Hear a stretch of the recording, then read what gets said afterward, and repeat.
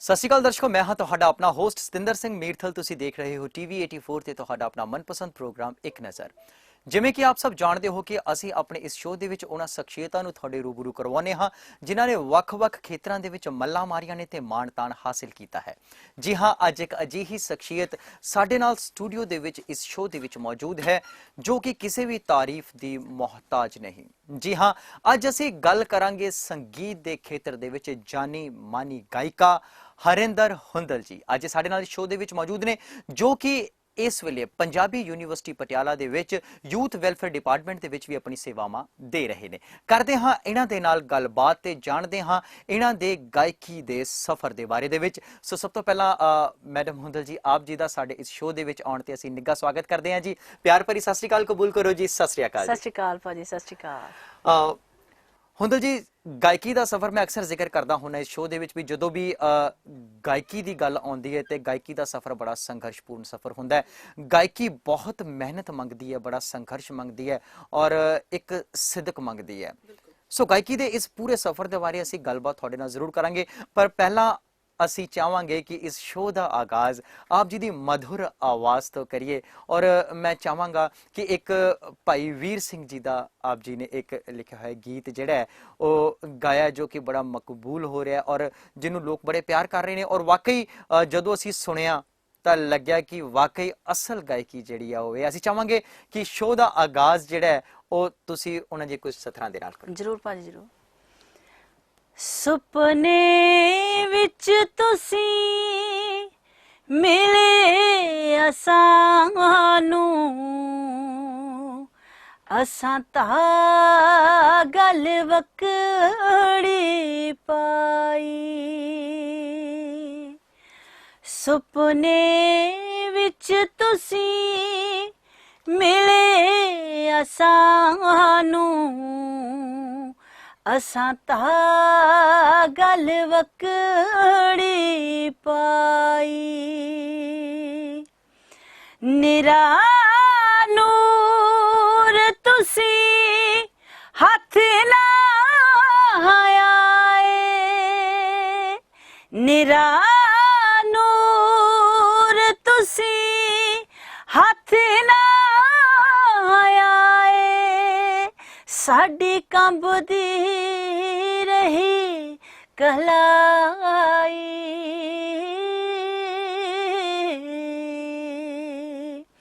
ਸੁਪਨੇ ਵਿੱਚ ਤੁਸੀਂ ਮਿਲੇ ਅਸਾਂ ਨੂੰ, ਅਸਾਂ ਤਾਂ ਗੱਲ ਵਕੜੀ ਪਾਈ,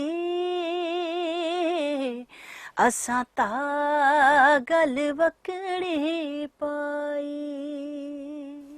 ਵਾਹ ਜੀ ਵਾਹ ਮੈਮ, ਬਹੁਤ ਵਧੀਆ ਆਵਾਜ਼ ਦੇ ਮਾਲਿਕ ਹਰਿੰਦਰ ਹੁੰਦਲ, ਜੋ ਕਿ ਬੜੀ ਹੀ ਖੂਬਸੂਰਤ ਆਵਾਜ਼ ਦੀ ਮਲਿਕ ਹੈ। ਸੋ ਸਾਡੇ ਲਈ ਬੜੀ ਖੁਸ਼ੀ ਦੀ ਗੱਲ ਹੈ ਕਿ ਤੁਸੀਂ ਅੱਜ ਸਾਡੇ ਇਸ ਸ਼ੋਅ ਦੇ ਵਿੱਚ ਆਏ ਔਰ ਸਾਡੇ ਨਾਲ ਆਪਣੀ ਗਾਇਕੀ ਦੇ ਸਫ਼ਰ ਦੀ ਸਾਂਝ ਪਾਉਣ ਲੱਗੇ ਹੋ। ਸੋ ਅਸੀਂ ਸਭ ਤੋਂ ਪਹਿਲਾਂ ਮੈਂ ਸਵਾਲ ਕਰਾਂਗਾ ਆਪ ਜੀ ਦੇ ਬਚਪਨ ਦੇ ਬਾਰੇ ਦੇ ਵਿੱਚ। ਕਿਸ ਤਰ੍ਹਾਂ ਦਾ ਬਚਪਨ ਸੀਗਾ ਹਰਿੰਦਰ ਹੁੰਦਲ ਦਾ? ਮੇਰਾ ਭਾਜੀ ਪਿੰਡ ਹੈਗਾ ਬੱਬੇਹਾਲੀ ਜੀ, ਜ਼ਿਲ੍ਹਾ ਗੁਰਦਾਸਪੁਰ। ਔਰ ਇਹ ਉਹ ਪਿੰਡ ਹੈ ਕਿ ਜਿੱਥੇ ਬੱਬੇਹਾਲੀ ਨੂੰ ਕਹਿੰਦੇ ਸੀ ਬਾਬਿਆਂ ਦਾ ਪਿੰਡ ਜੀ, ਜਿੱਥੇ ਛਿੰਝ ਦਾ ਮੇਲਾ ਲੱਗਦਾ ਸੀ। ਬਿਲਕੁਲ ਜੀ। ਔਰ ਯਮਲਾ ਜੀ, ਨਰਿੰਦਰ ਬੀਬਾ ਜੀ ਔਰ ਉਸ ਤੋਂ ਵੀ ਪਹਿਲਾਂ ਹਰਚੰਦ ਗਰੇਵਾਲ ਜੀ, ਹੋਰ ਬੜੇ ਪੁਰਾਣੇ ਆਰਟਿਸਟ ਜਿਨ੍ਹਾਂ ਨੇ ਇਹ ਮੇਲਿਆਂ ਦੀ ਸ਼ੁਰੂਆਤ ਕੀਤੀ, ਉਹ ਮੇਰਾ ਪਿੰਡ ਹੈ।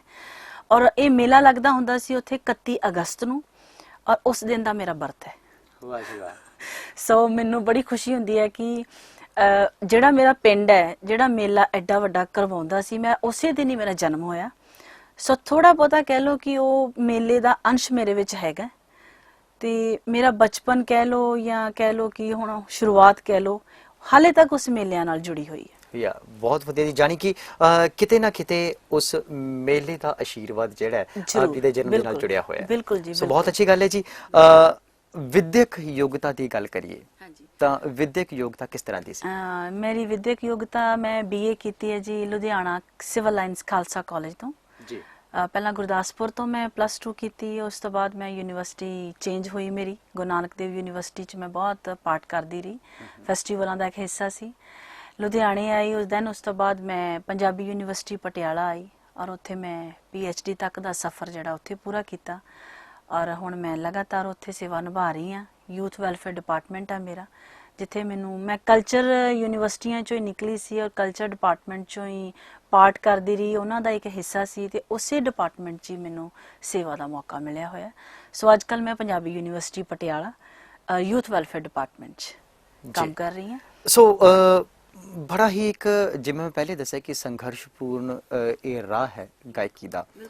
ਜਿਵੇਂ ਤੁਸੀਂ ਦੱਸਿਆ ਕਿ ਤੁਸੀਂ ਜੌਬ ਵੀ ਕਰ ਰਹੇ ਹੋ, ਪਰਿਵਾਰ ਵੀ ਹੈ, ਇਹ ਗਾਇਕੀ ਦਾ ਹੀ ਖੇਤਰ ਕਿਉਂ ਤੁਸੀਂ ਪਸੰਦ ਕੀਤਾ? ਠੀਕ ਹੈ, ਸ਼ੌਕ ਸੀਗਾ, ਮੇਲਿਆਂ ਦੇ ਟਾਈਮ ਦੇ ਉੱਪਰ ਆਪ ਜੀ ਦਾ ਬਰਥ ਹੈ, ਜਿਹੜੇ ਤੁਹਾਡੇ ਪਿੰਡ ਨੇ ਉੱਥੇ ਬਹੁਤ ਵਧੀਆ ਵਧੀਆ ਛਿੰਝਾਂ ਹੁੰਦੀਆਂ ਨੇ, ਮੇਲੇ ਹੁੰਦੇ ਨੇ, ਬੜੇ ਬੜੇ ਮਸ਼ਹੂਰ ਗਾਇਕ ਜਿਹੜੇ ਨੇ, ਗਾਇਕਾਰ ਜਿਹੜੇ ਨੇ ਉੱਥੇ ਆਪਣੇ ਫਨ ਦਾ ਮੁਜ਼ਾਹਰਾ ਕਰਦੇ ਨੇ। ਸੋ ਬੜੀ ਆਪਣੇ ਆਪ ਦੇ ਵਿੱਚ ਇੱਕ ਵਿਲੱਖਣਤਾ ਵਾਲੀ ਗੱਲ ਹੈ। ਪਰ ਫਿਰ ਵੀ ਅਸੀਂ ਇਹ ਜਾਣਨਾ ਚਾਹਾਂਗੇ ਕਿ ਗਾਇਕੀ ਔਰ ਇੰਨੀ ਪਰਪੱਕ ਗਾਇਕੀ ਜਿਹੜੀ ਹੈ ਇਹ ਹਰਿੰਦਰ ਹੁੰਦਲ ਦੇ ਵਿੱਚ ਕਿਸ ਤਰ੍ਹਾਂ ਆਈ? ਦੇਖੋ ਭਾਜੀ, ਸੰਗੀਤ ਜਿਹੜਾ ਇਹਦਾ ਕੋਈ ਮੁੱਲ ਹੀ ਨਹੀਂ ਹੈਗਾ। ਬਿਲਕੁਲ ਠੀਕ। ਇਹਦੀ ਕੋਈ ਸੀਮਾ ਨਹੀਂ ਹੈ, ਮੈਂ ਨਹੀਂ ਮੰਨਦੀ। ਮੈਂ ਇਹ ਗੱਲ ਜ਼ਰੂਰ ਕਹਾਂਗੀ ਕਿ ਮੇਰੇ ਫਾਦਰ ਸਾਹਿਬ ਸਰਦਾਰ ਸੁੱਚਾ ਸਿੰਘ ਹੁੰਦਲ, ਐਗਰੀਕਲਚਰ ਯੂਨੀਵਰਸਿਟੀ 'ਚ ਉਹਨਾਂ ਦੀ ਜੌਬ ਸੀਗੀ ਲੁਧਿਆਣਾ ਗੁਰਦਾਸਪੁਰ। ਉਹ ਬੜਾ ਸੁਰੀਲਾ ਮਿਊਜ਼ਿਕ ਸੁਣਦੇ ਹੁੰਦੇ ਸੀ ਜਦੋਂ ਅਸੀਂ ਛੋਟੇ ਸੀ ਜੀ। ਮੇਰੇ ਸਾਰੇ ਭੈਣ ਭਰਾ ਨੇ ਜਦੋਂ ਅਸੀਂ ਆਪਣੇ ਘਰ 'ਚ ਕੋਈ ਸੰਗੀਤ ਸੁਣਨਾ ਤੇ ਉਹ ਜਿਵੇਂ ਸੁਣਦੇ ਸਨ, ਮਾਸਟਰ ਸਲੀਮ ਦੀ ਕੈਸਟ ਆਈ ਸੀ, ਸਰਦੂਲ ਸਿਕੰਦਰ ਹੋਣਾ ਨੂੰ, ਫਿਰੋਜ਼ ਖਾਨ ਹੋਣਾ ਨੂੰ, ਪਾਕਿਸਤਾਨੀ ਕਲਾਕਾਰਾਂ ਨੂੰ, ਪਤਾ ਨਹੀਂ ਕੀ ਗੱਲ, ਉਹ ਘਰ ਦੇ ਵਿੱਚ ਸ਼ੁਰੂਆਤ ਹੀ ਐਸੇ ਮਾਹੌਲ ਦੀ ਸੀਗੀ ਕਿ ਆਪਣੇ ਆਪ ਹੀ ਉਹ ਸੰਗੀਤ ਨਾਲ ਮੈਂ ਜੁੜਦੀ ਗਈ। ਮਾਹੌਲ ਬਣ ਗਿਆ। ਅਦਰਵਾਈਜ਼ ਫੈਮਿਲੀ ਦੇ ਵਿੱਚ ਹੋਰ ਕੋਈ ਨਹੀਂ ਗਾਉਂਦਾ, ਬਟ ਇਹ ਹੈ ਕਿ ਲਿਸਨਰ ਬੜੇ ਅੱਛੇ ਨੇ ਮੇਰੇ ਪਰਿਵਾਰ ਦੇ ਸਾਰੇ ਮੈਂਬਰ, ਕਿਉਂਕਿ ਉਹ ਸੁਣਦੇ ਹੀ ਉਹਨਾਂ ਚੀਜ਼ਾਂ ਨੂੰ ਨੇ ਕਿ ਜਿਹੜੀਆਂ ਵਾਕਈ ਦੂਰ ਤੱਕ ਜਾਣ ਵਾਲੀਆਂ ਨੇ। ਸੋ ਇਸ ਤਰ੍ਹਾਂ ਮੈਨੂੰ ਲੱਗਦਾ ਕਿ ਉਹਨਾਂ ਨੇ, ਬਾਕੀ ਭੈਣ ਭਰਾਵਾਂ ਨੇ ਚੂਜ਼ ਨਹੀਂ ਕੀਤਾ ਤੇ ਮੇਰੇ ਅੰਦਰ ਥੋੜਾ ਬਹੁਤਾ ਜਿਹੜਾ ਸੀ ਉਹ ਪਾਰਟ ਉਹ ਰਹਿ ਗਿਆ ਜੀ। ਲੇਕਿਨ ਮੇਰੇ ਫਾਦਰ ਸਾਹਿਬ ਜਿਹੜੇ ਨੇ ਉਹ ਬਹੁਤ ਸ਼ੌਕੀਨ ਨੇ ਸੰਗੀਤ ਸੁਣਨ ਦੇ, ਅੱਛਾ ਮਿਊਜ਼ਿਕ ਸੁਣਨ ਦੇ। ਵਾਹ ਜੀ ਵਾਹ। ਸੋ ਉਦੋਂ ਵੀ ਮੈਨੂੰ ਉਹ ਕਹਿੰਦੇ ਹੁੰਦੇ ਸੀ ਕਿ ਮੈਂ ਨਰਿੰਦਰ ਬੀਬਾ ਜੀ ਹੋਣਾ ਕੋ ਤੈਨੂੰ ਲੈ ਕੇ ਚੱਲਾਂਗਾ। ਉਹ ਉਹਨਾਂ ਨੂੰ ਕਿਤੇ ਨਾ ਕਿਤੇ ਲੁਧਿਆਣੇ ਜੌਬ ਕਰਦੇ ਸੀਗੇ ਤੇ ਨਰਿੰਦਰ ਬੀਬਾ ਹੋਣਾ ਨੂੰ ਉਹ ਜਾ ਕੇ ਮਿਲਦੇ ਵੀ ਹੁੰਦੇ ਸੀ। ਉਹਨਾਂ ਕਹਿਣਾ ਕਿ ਮੇਰਾ ਦਿਲ ਕਰਦਾ ਮੈਂ ਤੁਹਾਨੂੰ ਸੁਣਾ। ਫਿਰ ਉਹ ਮੈਨੂੰ ਆ ਕੇ ਛੋਟੀ ਛੋਟੀਆਂ ਗੱਲਾਂ ਸੁਣਾਉਂਦੇ ਹੁੰਦੇ ਸੀ ਤੇ ਉਹ ਬੜੇ ਸ਼ੌਕੀਨ ਸੀ ਅੱਛਾ ਮਿਊਜ਼ਿਕ ਸੁਣਨ ਦੇ। ਬਟ ਮੈਂ ਇਹ ਨਹੀਂ ਕਹਿ ਸਕਦੀ, ਉਹ ਹੁਣ ਵੀ ਕਿਤੇ ਨਾ ਕਿਤੇ ਗਾਉਂਦੇ ਨੇ, ਗਾ ਲੈਂਦੇ ਨੇ ਘਰ 'ਚ। ਤੇ ਕਹਿ ਲਓ ਕਿ ਥੋੜਾ ਥੋੜਾ ਪਰਿਵਾਰ ਦੇ ਵਿੱਚ ਅੱਛੇ ਲਿਸਨਰ ਹੋਣ ਕਰਕੇ ਅਸੀਂ ਸਾਰੇ ਹੀ ਬੜਾ ਚੰਗਾ ਸੰਗੀਤ ਸੁਣਦੇ ਸੀ ਤੇ ਉਹਦੇ 'ਚ ਜ਼ਿਆਦਾ ਜਿਹੜਾ ਪ੍ਰਭਾਵ ਸੀ ਉਹ ਮੇਰੇ ਤੇ ਆ ਗਿਆ ਪੜ੍ਹਾਈ ਦੇ ਨਾਲ। ਔਰ ਮੈਂ ਪੜ੍ਹਾਈ ਨੂੰ ਵੀ ਸੰਗੀਤਕ ਢੰਗ ਦੇ ਨਾਲ ਹੀ ਕੀਤਾ। ਮੇਰੀ PhD ਵੀ ਮਿਊਜ਼ਿਕ ਵੋਕਲ ਦੇ ਵਿੱਚ ਹੈ। ਸੋ ਮੈਂ ਇਹਨੂੰ ਲੰਬਾ ਸਫ਼ਰ ਤੱਕ ਪੜ੍ਹਾਈ ਦੇ ਨਾਲ ਜੋੜ ਕੇ ਵੀ ਰੱਖਿਆ ਤੇ ਥੋੜਾ ਥੋੜਾ ਸ਼ੌਂਕ ਨੂੰ ਨਾਲ ਨਾਲ ਮੈਂ ਪੂਰਾ ਕਰਦੀ ਰਹੀ। ਬਹੁਤ ਵਧੀਆ ਜੀ। ਸੋ ਮੈਡਮ ਹੁੰਦਲ ਜੀ, ਗੱਲ ਕਰਦੇ ਹਾਂ ਗਾਇਕੀ ਦੇ ਸਫ਼ਰ ਦੀ। ਆਮ ਅਸੀਂ ਦੇਖਿਆ ਕਿ ਪਰਿਵਾਰ ਦੇ ਵਿੱਚ ਇੱਕ ਲੜਕੀ ਦਾ ਇਸ ਸੰਗੀਤ ਦੇ ਖੇਤਰ ਦੇ ਵਿੱਚ ਆਉਣ ਦੇ ਲਈ ਬੜਾ ਸੰਘਰਸ਼ ਕਰਨਾ ਪੈਂਦਾ, ਕਿਉਂਕਿ ਸਾਡਾ ਕਿਤੇ ਨਾ ਕਿਤੇ ਸਮਾਜ ਜਿਹੜਾ ਹੈ ਅਜੇ ਵੀ ਇਸ ਚੀਜ਼ ਨੂੰ ਠੀਕ ਨਹੀਂ ਸਮਝਦਾ। ਸੋ ਅਗਰ ਅਸੀਂ ਆਪ ਜੀ ਦੇ ਜੀਵਨ ਦੀ ਗੱਲ ਕਰੀਏ ਤਾਂ ਆਪ ਜੀ ਨੂੰ ਕਿਤਨਾ ਕੁ ਸੰਘਰਸ਼ ਕਰਨਾ ਪਿਆ? ਦੇਖੋ, ਮੇਰਾ ਹਾਲੇ ਤੱਕ ਸੰਘਰਸ਼ ਹੀ ਚੱਲ ਰਿਹਾ, ਲੇਕਿਨ ਮੈਂ ਇੱਕ ਗੱਲ ਜ਼ਰੂਰ ਕਹਾਂਗੀ ਕਿ ਮੈਂ ਆਪਣੇ ਆਪ ਨੂੰ ਬੜਾ ਸੰਕੋਚ ਕੇ ਪੈਰ ਧਰਿਆ। ਮੈਂ ਇਹ ਨਹੀਂ ਕਹਿ ਸਕਦੀ ਕਿ ਮੈਂ ਬੜੇ ਖੁੱਲੇ ਸੁਭਾਅ ਦਾ ਮੇਰਾ ਪਰਿਵਾਰ ਸੀ, ਮੈਨੂੰ ਇੱਧਰ ਉੱਧਰ ਜਿੱਧਰ ਨੂੰ ਵੀ ਮੈਂ ਜਾਣਾ ਉਹਨਾਂ ਦੀ ਰਜ਼ਾ ਨਾਲ ਹੀ ਜਾਣਾ। ਲੇਕਿਨ ਮੇਰੇ ਅੰਦਰ ਵੀ ਇੱਕ ਸੀਗੀ ਗੱਲਬਾਤ ਕਿ ਮੇਰੇ ਪਰਿਵਾਰ 'ਚ ਹੋਰ ਤਾਂ ਕੋਈ ਨਹੀਂ ਗਾਉਂਦਾ ਤੇ ਮੈਂ ਜਿੱਥੇ ਵੀ ਗਈ ਹਾਂ ਮੇਰੀ ਚੰਗੀ ਮੈਨੂੰ ਜਗ੍ਹਾ ਦੇਣ ਵਾਲੇ ਲੋਕ ਮੈਨੂੰ ਆਪਣੇ ਆਪ ਹੀ ਮਿਲਦੇ ਗਏ। ਜੀ ਬਿਲਕੁਲ। ਮੈਂ ਜਦੋਂ ਆਪਣਾ ਗੁਰਦਾਸਪੁਰ ਸ਼ਹਿਰ ਛੱਡ ਕੇ ਲੁਧਿਆਣੇ ਐਡਮਿਸ਼ਨ ਲਈ, ਉੱਥੇ ਮੈਨੂੰ ਮੇਰੇ ਪ੍ਰਿੰਸੀਪਲ ਸੀ doctor Harinder Dhillon, Civil Lines ਲੁਧਿਆਣੇ ਦੇ ਪ੍ਰਿੰਸੀਪਲ ਸੀ ਤੇ ਉਹ ਬੜੇ ਸੰਗੀਤ ਨਾਲ ਜੁੜੇ ਹੋਏ ਬੰਦੇ ਸੀ। ਯਾਨੀ ਕਿ ਮੈਂ ਜਿਸ ਮਾਹੌਲ 'ਚ ਵੀ ਗਈ ਮੈਨੂੰ ਆਪਣਾ ਹੀ ਇੱਕ ਮਾਹੌਲ ਮਿਲਦਾ ਗਿਆ। ਮੈਨੂੰ ਇਸ ਤਰ੍ਹਾਂ ਦੀ ਕੋਈ ਵੀ ਮੈਨੂੰ ਲੱਗਦਾ ਨਹੀਂ ਕਿ ਮੈਨੂੰ ਔਕੜ ਆਈ, ਕੋਈ ਮੁਸ਼ਕਲ ਆਈ ਕਿ ਮੈਂ ਉੱਥੇ ਜਾਣਾ ਤਾਂ ਮੈਨੂੰ ਕਿਸੇ ਨੇ ਗਾਉਣ ਨਹੀਂ ਦਿੱਤਾ। ਇਹ ਮੇਰੇ ਲਈ ਸਭ ਤੋਂ ਵੱਡਾ ਪਲੱਸ ਪੁਆਇੰਟ ਹੈ, ਕਿਉਂਕਿ ਉਹੀ ਗੱਲ ਆ ਗਈ ਕੁੜੀਆਂ ਵਾਲੀ ਵੀ ਕੁੜੀਆਂ ਨੂੰ ਆਪਾਂ ਨਹੀਂ ਇੰਨਾ ਖੁੱਲਾ ਮਾਹੌਲ ਦੇ ਸਕਦੇ। ਜਦੋਂ ਮੈਂ ਲੁਧਿਆਣੇ ਆਈ ਉੱਥੇ ਮੈਨੂੰ ਮਿਸਿਸ ਗੁਰਿੰਦਰ ਔਰ RS ਰਾਣਾ ਮਿਊਜ਼ਿਕ ਡਿਪਾਰਟਮੈਂਟ 'ਚ ਉਹਨਾਂ ਦੀ ਜੌਬ ਸੀਗੀ ਔਰ ਮੈਨੂੰ ਜਦੋਂ ਮੈਂ ਐਂਟਰ ਕੀਤੀ ਉਸ ਕਾਲਜ 'ਚ ਮੈਨੂੰ ਉਹਨਾਂ ਨੇ ਕਿਹਾ ਜੀ 2 ਲਾਈਨਾਂ ਤੁਸੀਂ ਸੁਣਾਓ, ਤੁਸੀਂ ਕੀ ਗਾਉਂਦੇ ਹੋ ਜਾਂ ਕਿਵੇਂ। ਔਰ ਉੱਥੇ ਵੀ ਇੱਕ ਐਸਾ ਮਾਹੌਲ ਬਣ ਗਿਆ ਕਿ ਮੈਂ ਉਸੇ ਕਾਲਜ 'ਚੋਂ 7 ਸਾਲ 8 ਸਾਲ ਨਿਕਲ ਹੀ ਨਹੀਂ ਸਕੀ। ਵਾਹ ਜੀ। ਔਰ ਫੈਸਟੀਵਲਾਂ ਦਾ ਇੱਕ ਹਿੱਸਾ ਬਣ ਗਈ।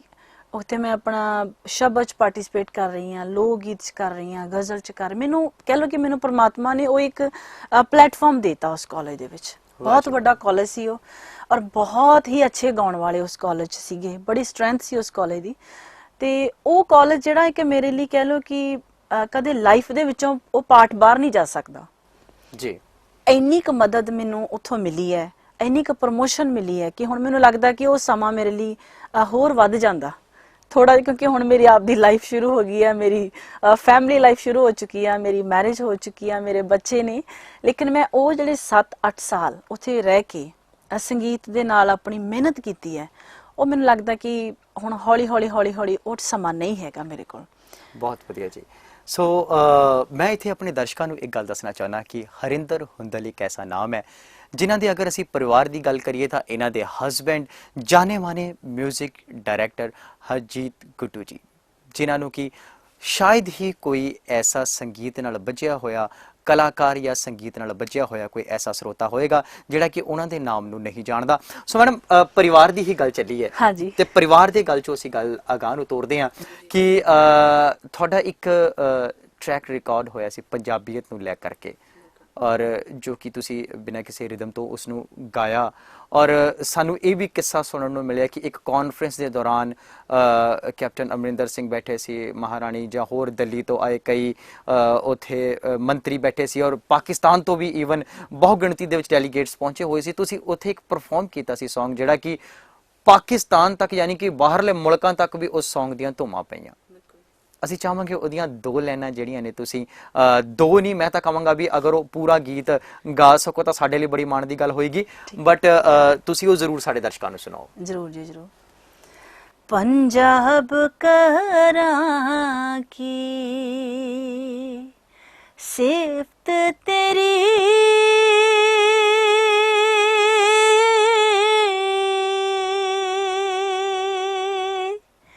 शाना दे सब समान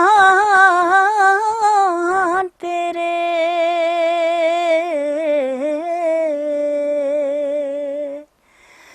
जल पौड़ तेरा हरे ओल तेरी, दरिया पर्वत मैदान तेरे, भारत दे सिर ते छत्र तेरा,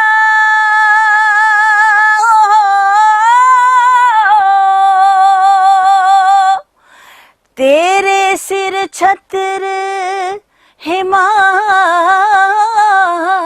दा,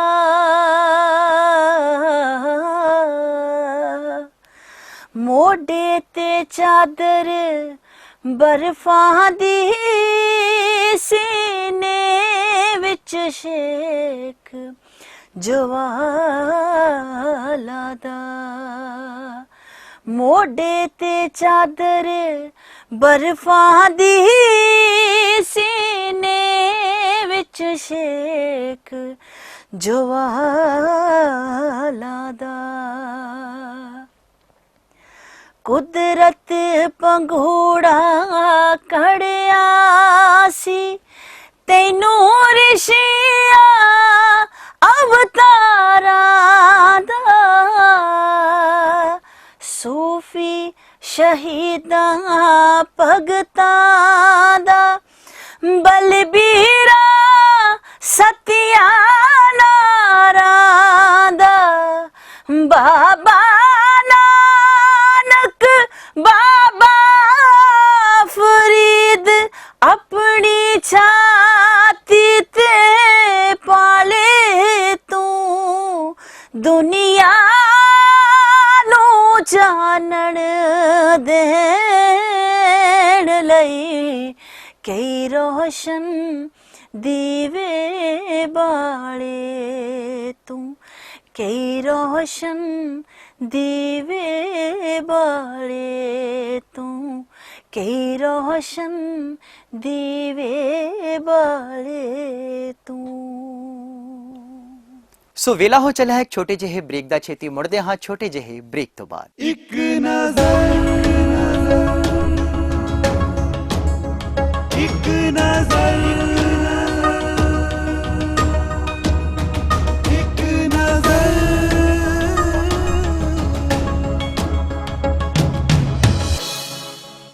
ਇੱਕ ਨਜ਼ਰ, ਇੱਕ ਨਜ਼ਰ, ਇੱਕ ਨਜ਼ਰ।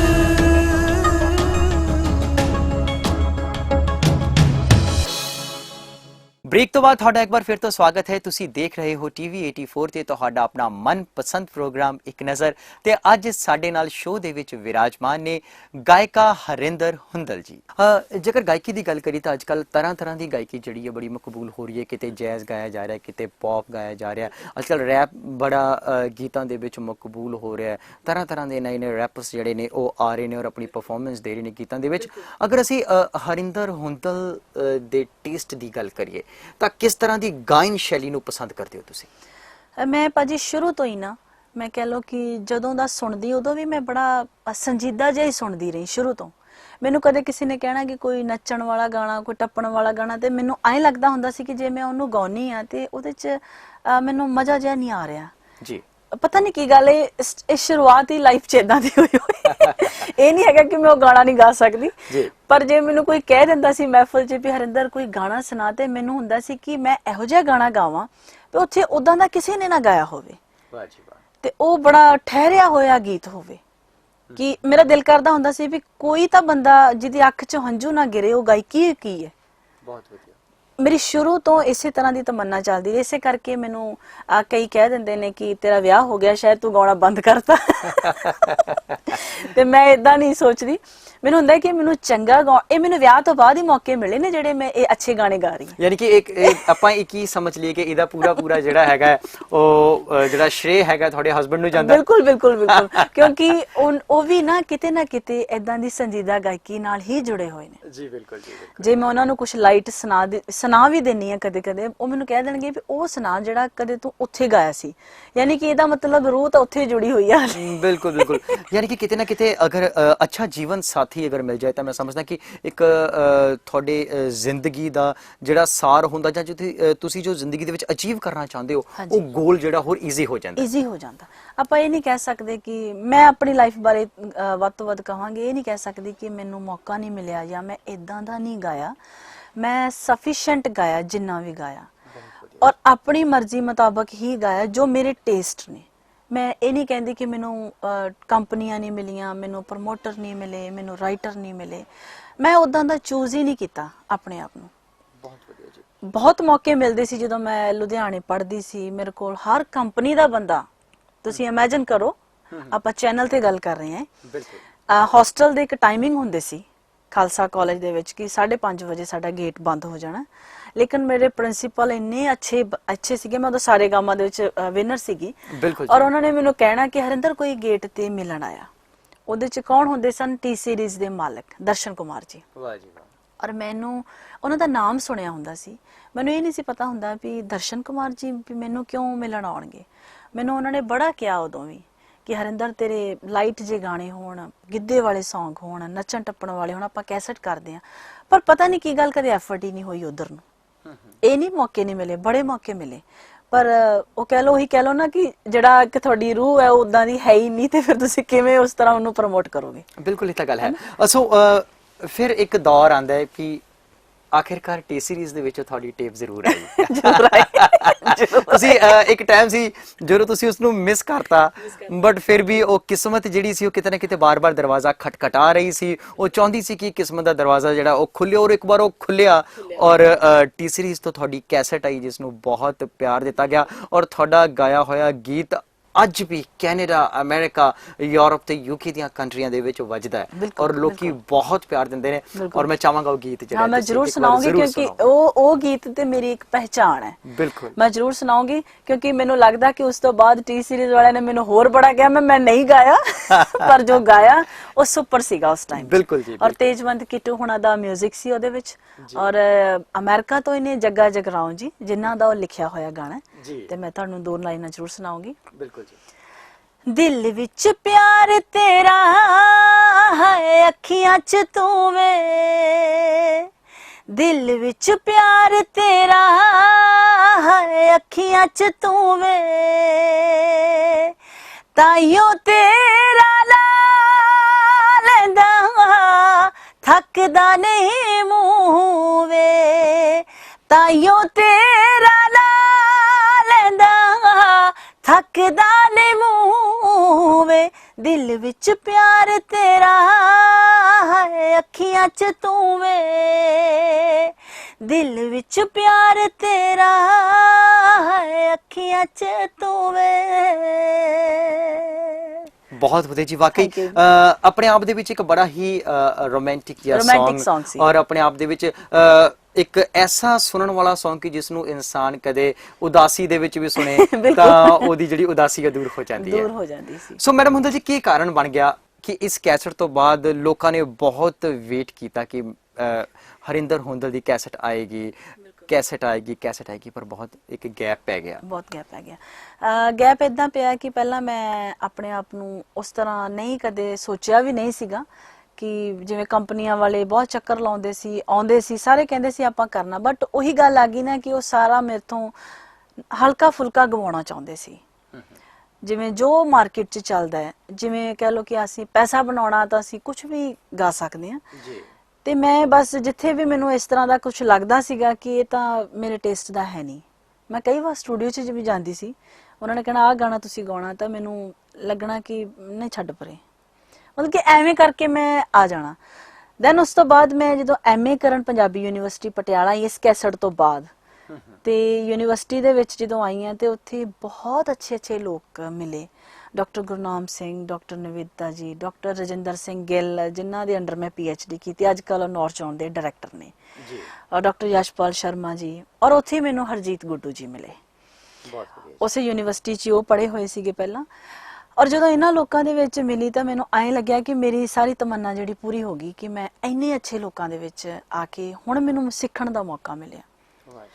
ਮੈਂ ਪਹਿਲਾਂ ਤਾਂ ਮੈਨੂੰ ਐਂ ਲੱਗਦਾ ਸੀ ਵੀ ਮੈਂ ਕੁਝ ਕੀਤਾ ਹੀ ਨਹੀਂ, ਫਿਰ ਮੈਂ ਕੀ ਕੀਤਾ, ਟਾਈਮ ਥੋੜਾ ਜਿਹਾ ਐਂ ਲੰਘ ਗਿਆ ਫੈਸਟੀਵਲਾਂ 'ਚ ਹੀ ਨੱਚਦੇ ਗਾਉਂਦੇ ਆ, ਤੇ ਥੋੜਾ ਜਿਹਾ ਆਪਣੇ ਆਪ ਨੂੰ ਸੁਭਾਅ 'ਚ ਚੇਂਜ ਆ ਗਈ ਕਿਉਂਕਿ ਉੱਥੇ ਉਹ ਲੋਕ ਬਹੁਤ ਕਮਾਲ ਦਾ ਗਾਉਣ ਵਾਲੇ ਸੀ ਸਾਰੇ, ਬੜਾ ਉਹਨਾਂ ਨੇ ਸਿਖਾਉਣ ਦਾ ਢੰਗ ਬੜਾ ਅੱਛਾ, ਤੇ ਮੈਂ MA ਨੂੰ ਬੜੀ ਥੋੜੀ ਕਹਿ ਲਓ ਕਿ ਬੜੇ ਵਧੀਆ ਢੰਗ ਦੇ ਨਾਲ MA ਨੂੰ ਕਲੀਅਰ ਕੀਤਾ ਜੀ। ਉਸ ਤੋਂ ਬਾਅਦ ਮੈਂ ਉਹਨੂੰ PhD ਦੇ ਵਿੱਚ ਪੈ ਗਈ ਕਿਉਂਕਿ ਯੂਨੀਵਰਸਿਟੀਆਂ 'ਚ ਤੁਹਾਨੂੰ ਜਦੋਂ ਆ ਜਾਂਦੇ ਹੋ ਤੁਹਾਨੂੰ ਅੱਗੇ ਥੋੜੇ ਮੌਕੇ ਮਿਲਦੇ ਨੇ, ਔਰ ਇਨ ਬਿਟਵੀਨ ਮੇਰੀ ਮੈਰਿਜ ਜਿਹੜੀ ਸੀ ਪਟਿਆਲੇ ਹੋਈ। ਹਰਜੀਤ ਗੁੱਡੂ ਹੁਣਾਂ ਬਾਰੇ ਤੁਸੀਂ ਦੱਸਿਆ ਕਿ ਬਹੁਤ ਅੱਛੇ 뮤직 ਡਾਇਰੈਕਟਰ ਨੇ ਜੀ। ਉਹਨਾਂ ਨੇ ਆਪਣੇ ਸੰਗੀਤਕ ਜੀਵਨ ਨੂੰ ਅੱਜ ਤੱਕ ਸੰਗੀਤਕ ਢੰਗ ਨਾਲ ਹੀ ਜਿੰਦਾ ਰੱਖਿਆ ਹੈ। ਬਿਲਕੁਲ ਜੀ। ਉਹਨਾਂ ਦਾ ਆਪ ਦਾ ਇੱਕ ਨੇਚਰ ਜਿਹੜਾ ਉਹ ਵੀ ਸੰਗੀਤਕ ਹੀ ਹੈ, ਕੋਈ ਸ਼ੱਕ ਨਹੀਂ।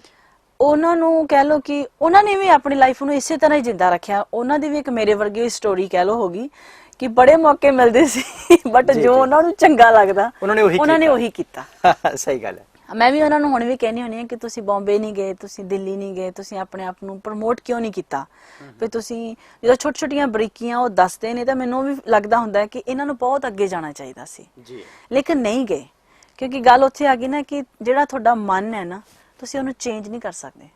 ਸਹੀ ਗੱਲ ਹੈ ਜੀ। ਸਾਡਾ ਦਿਲ ਕਰਦਾ ਸੀ ਇਸ ਤਰ੍ਹਾਂ ਦਾ 뮤직 ਸੁਣਨਾ ਤਾਂ ਅਸੀਂ ਉਸੇ ਤਰ੍ਹਾਂ ਦੇ 뮤직 ਦੇ ਵਿੱਚ ਹੀ ਵਿਚਰਦੇ ਰਹਿੰਦੇ ਹਾਂ। ਜੇ ਸਾਡਾ ਦਿਲ ਕਰੇ ਕਿ ਅਸੀਂ ਕੁਝ ਬਹੁਤ ਪੈਸਾ ਬਣਾਉਣਾ, ਅਸੀਂ ਕਿਤੇ ਨਿਕਲ ਜਾਈਏ ਇੱਧਰ ਉੱਧਰ, ਘਰ ਛੱਡੀਏ ਆਪਣਾ। ਹੁਣ ਸਾਡਾ ਇੱਕ ਪਰਿਵਾਰ ਹੈ, ਮੇਰੀਆਂ ਬੇਟੀਆਂ ਨੇ 2, ਸੂਫੀ ਐਂਡ ਸਾਵੀ, ਔਰ ਅਸੀਂ ਹੁਣ ਉਹਨਾਂ ਦੀ ਕੇਅਰ ਵੱਲ ਵੀ ਉਹਨਾਂ ਹੀ ਸਮਾਂ ਦਿੰਨੇ ਆ ਜਿੰਨਾ ਮੇਰੇ ਤੋਂ ਨਿਕਲ ਸਕਦਾ। ਔਰ ਈਵਨ ਗੁੱਡੂ ਹੁਣੀ ਜ਼ਿਆਦਾ ਸਮਾਂ ਦਿੰਦੇ ਨੇ ਆਪਣੇ ਬੱਚਿਆਂ ਨੂੰ। ਪਤਾ ਨਹੀਂ ਕੀ ਗੱਲ ਹੈ, ਸਾਡਾ ਸਾਰਾ ਜਿਹੜਾ ਅਸੀਂ ਚਾਰੇ ਜਾਣੇ ਇੱਕ ਫੈਮਿਲੀ ਵਿੱਚ ਵੱਜ ਗਏ ਆ ਹੁਣ। ਔਰ ਸਾਡਾ ਆਪਣਾ ਸਟੂਡੀਓ ਪਟਿਆਲੇ ਦੇ ਵਿੱਚ ਮੈਨੂੰ ਜਦੋਂ ਸਮਾਂ ਮਿਲਦਾ ਹੈ ਮੈਂ ਬਹੁਤ ਕੰਮ ਕਰਦੀ ਹਾਂ ਬੈਕਗ੍ਰਾਉਂਡ 'ਚ ਇਹ ਨਹੀਂ ਹੈਗਾ ਕਿ ਅਸੀਂ ਕੰਮ ਨਹੀਂ ਕਰ ਰਹੇ। ਮੈਨੂੰ ਲੱਗਦਾ ਜਿੰਨਾ ਮੈਂ ਆਫਟਰ ਮੈਰਿਜ ਗਾਇਆ ਜਾਂ ਪ੍ਰੈਕਟਿਸ ਕੀਤੀ ਉਹਨਾਂ ਮੈਂ ਬਿਫੋਰ ਮੈਰਿਜ ਨਹੀਂ ਗਾਇਆ। ਜੀ ਬਿਲਕੁਲ। ਲੋਕਾਂ ਨੂੰ ਲੱਗਦਾ ਕਿ ਮੈਂ ਚੈਨਲ ਤੇ ਨਹੀਂ ਹੈਗੀ, ਘੱਟ ਹੈ, ਲੇਕਿਨ ਮੈਨੂੰ ਲੱਗਦਾ ਕਿ ਮੈਂ ਬਹੁਤ ਜ਼ਿਆਦਾ ਕੰਮ ਕੀਤਾ।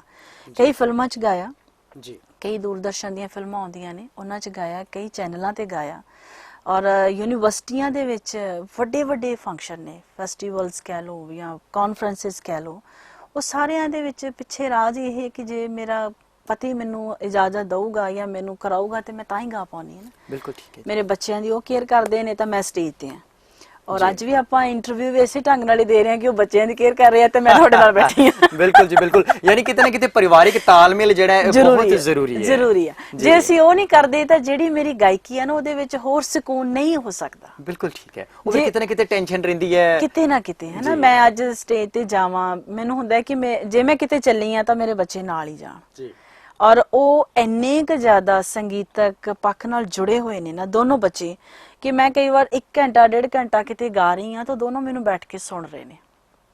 ਔਰ ਮੈਨੂੰ ਨਹੀਂ ਲੱਗਦਾ ਕਿ ਅੱਜ ਕੱਲ ਦੇ ਜਿਹੜੇ ਬੱਚੇ ਨੇ ਉਹ ਆਪਣੇ ਮਾਪਿਓ ਨੂੰ ਸੁਣਦੇ ਨੇ। ਮੈਂ ਨਹੀਂ ਕਦੇ, ਮੈਂ ਬਹੁਤ ਕਲਾਕਾਰਾਂ ਦੇ ਨਾਲ ਵੀ ਦੇਖਿਆ ਬੱਚੇ ਸ਼ਰਾਰਤਾਂ ਕਰ ਰਹੇ ਨੇ ਇੱਧਰ ਉੱਧਰ, ਲੇਕਿਨ ਸੂਫੀ ਐਂਡ ਸਾਵੀ ਦੋਨੋਂ ਜੇ ਮੈਂ ਗਾ ਰਹੀ ਹਾਂ ਤਾਂ ਮੈਨੂੰ ਸੁਣ ਰਹੇ ਨੇ, ਜੇ ਉਹਦੇ ਫਾਦਰ 뮤직 ਬਣਾ ਰਹੇ ਨੇ ਤੇ ਉਹ ਪਿੱਛੇ ਬੈਠ ਕੇ ਉਹਨਾਂ ਨੂੰ ਸੁਣ ਰਹੀਆਂ ਨੇ।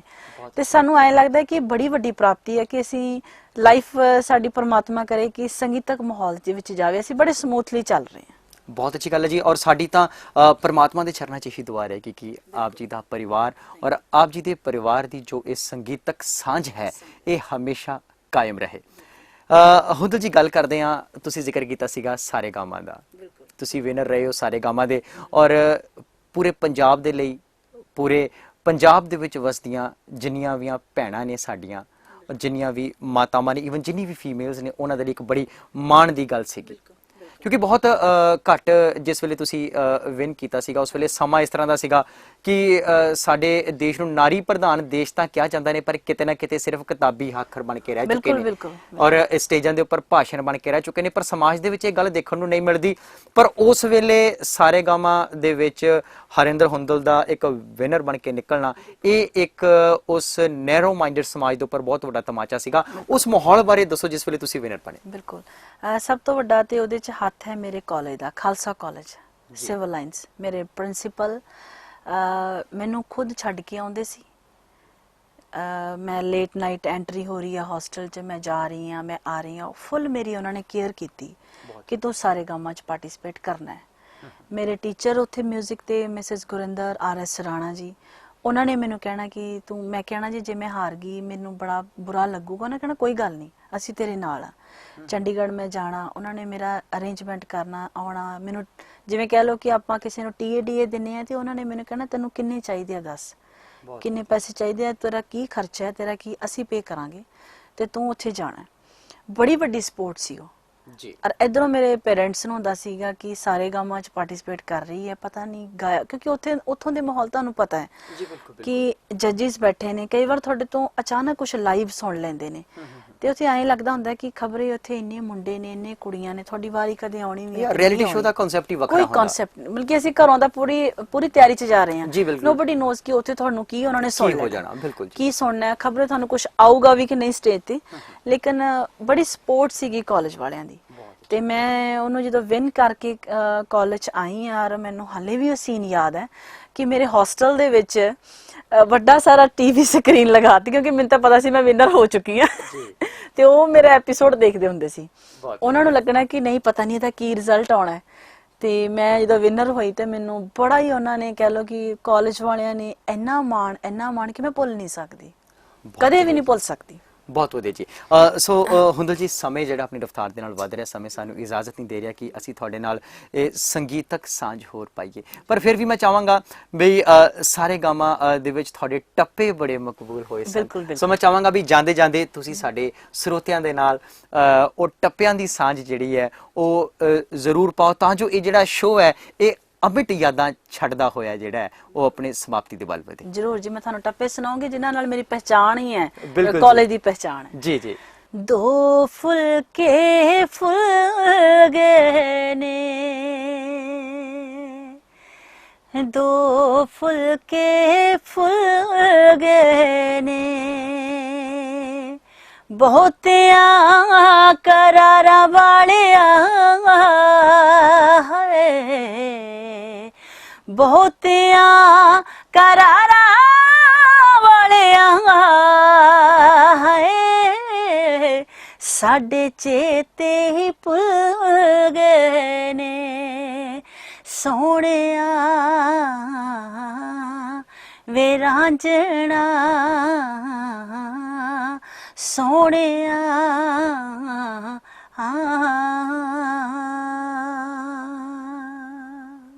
ਬਹੁਤ ਵਧੀਆ ਜੀ। ਪੰਜਾਬੀਅਤ ਦਾ ਲੋਕ ਰੰਗ ਟੱਪੇ ਵਾਕਈ ਆਪਣੇ ਆਪ ਦੇ ਵਿੱਚ ਟੱਪੇ ਜਿਸ ਵੀ ਸਟੇਜ ਤੇ ਜਿਸ ਵੀ ਸ਼ੋਅ ਦੇ ਵਿੱਚ ਗਾਏ ਜਾਂਦੇ ਨੇ ਉੱਥੇ ਪੰਜਾਬੀ ਤਰੰਗ ਜਿਹੜਾ ਹੈ ਉਹ ਹੋਰ ਵੀ ਗੂੜਾ ਹੋ ਜਾਂਦਾ ਹੈ। ਸੋ ਦਰਸ਼ਕੋ ਇਹ ਸਨ ਬੜੇ ਹੀ ਮਸ਼ਹੂਰ ਔਰ ਬੇਬਾਕ ਤਰੀਕੇ ਦੇ ਨਾਲ ਆਪਣੀ ਗਾਇਕੀ ਔਰ ਆਪਣੇ ਅੰਦਾਜ਼ ਨੂੰ ਸਰੋਤਿਆਂ ਦੇ ਵਿੱਚ ਰੱਖਣ ਵਾਲੇ ਹਰਿੰਦਰ ਹੁੰਦਲ ਜੀ ਜੋ ਕਿ ਅੱਜ ਸਾਡੇ ਨਾਲ ਸ਼ੋਅ ਦੇ ਵਿੱਚ ਮੌਜੂਦ ਸਨ। ਅਸੀਂ ਇਹਨਾਂ ਨਾਲ ਢੇਰ ਸਾਰੀਆਂ ਗੱਲਾਂ ਕੀਤੀਆਂ ਨੇ ਤੇ ਅਸੀਂ ਪ੍ਰਮਾਤਮਾ ਦੇ ਚਰਨਾਂ 'ਚ ਇਹੀ ਅਰਦਾਸ ਕਰਾਂਗੇ ਕਿ ਇਹਨਾਂ ਦਾ ਸੰਗੀਤਕ ਸਫ਼ਰ ਜਿਹੜਾ ਹੈ ਉਹ ਇਸੇ ਤਰ੍ਹਾਂ ਜਾਰੀ ਰਹੇ ਔਰ ਇਸੇ ਤਰ੍ਹਾਂ ਆਪਣੇ ਮਸਤ ਮੌਲਾ ਅੰਦਾਜ਼ ਦੇ ਵਿੱਚ ਇਹ ਪੰਜਾਬੀ ਅਤੇ ਪੰਜਾਬੀਅਤ ਦੀ ਸੇਵਾ ਕਰਦੇ ਰਹਿਣ। ਸੋ ਹਰਿੰਦਰ ਹੁੰਦਲ ਜੀ ਤੁਸੀਂ ਸਾਡੇ ਸ਼ੋਅ ਦੇ ਵਿੱਚ ਆਏ ਸਾਡੇ ਨਾਲ ਇੰਨੇ ਵਧੀਆ ਵਧੀਆ ਗੀਤ ਜਿਹੜੇ ਨੇ ਔਰ ਵਿਲੱਖਣਤਾ ਭਰੇ ਗੀਤ ਮੈਂ ਖਾਸ ਕਰਕੇ ਕਹਿਣਾ ਚਾਹਾਂਗਾ ਵਿਲੱਖਣਤਾ ਭਰੇ ਗੀਤ ਜਿਹੜੇ ਨੇ ਉਹ ਤੁਸੀਂ ਸਾਡੇ ਨਾਲ ਸਾਂਝੇ ਕੀਤੇ। ਤੁਹਾਡਾ ਬਹੁਤ ਬਹੁਤ ਧੰਨਵਾਦ ਜੀ। ਪਿਆਰ ਭਰੀ ਸਤਿ ਸ਼੍ਰੀ ਅਕਾਲ ਦੀ ਸਾਂਝ ਪਾਈਏ ਜੀ। ਸਤਿ ਸ਼੍ਰੀ ਅਕਾਲ। ਸਤਿ ਸ਼੍ਰੀ ਅਕਾਲ। ਇੱਕ ਨਜ਼ਰ